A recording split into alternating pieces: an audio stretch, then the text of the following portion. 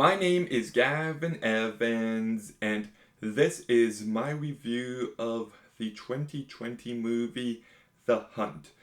And I might be mistaken, but I do believe this movie was supposed to come out in September 2019, but due to some controversy, due to a shooting, the movie got pushed back to March 13th, 2020, and just talk about shitty luck. Like, this movie just could not get a break. And when I first saw it, I didn't like this movie at all.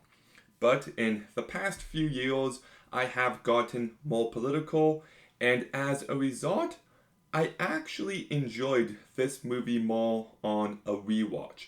It's still not great, but there's enough here. So let's begin by talking about the cast. And Betty Gilpin is great in this movie. She carries this movie so incredibly well. She's a badass, she's funny, and she's just so entertaining to watch. I haven't seen her in anything else, I think, but I really wish she was in more movies because she is just so talented. Hilary Swank, I thought, did a pretty decent job. She's not in this movie much, but she still leaves an impact. Emma Roberts, I think, does a pretty decent job. I love the way they handled her character. Justin Hartley, once again, I love the way they handled his character.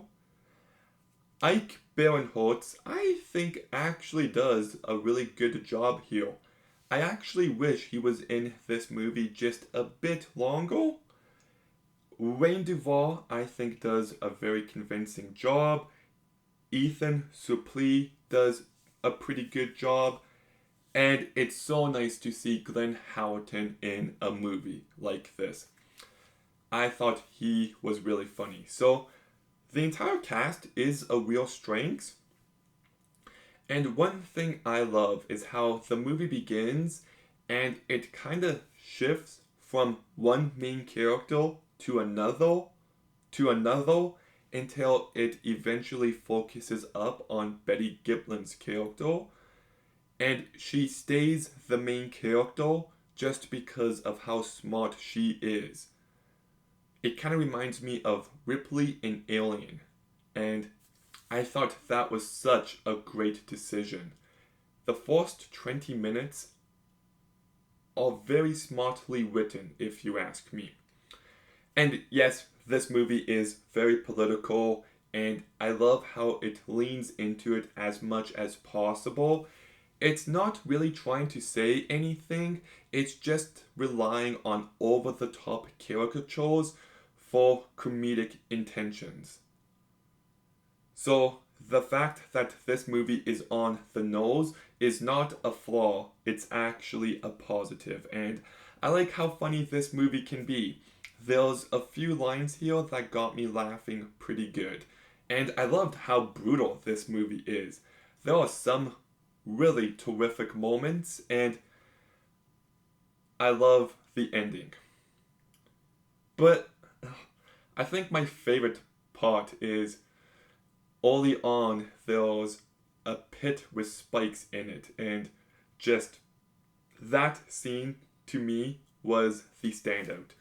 So, yes, I do enjoy this movie, but I think my big issue is that I don't get enough of what I love about it. I wish the movie had more of the over the top political humor. I wish this movie had more action. I wish this movie was more brutal. It has enough, but I wanted more. And the second act of this movie really slows down.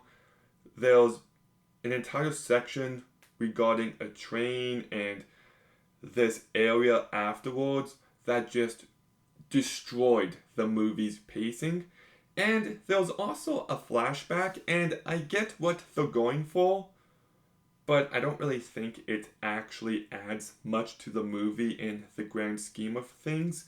So I don't know if that reveal was needed. So, anyways, this movie isn't great, but it's entertaining enough.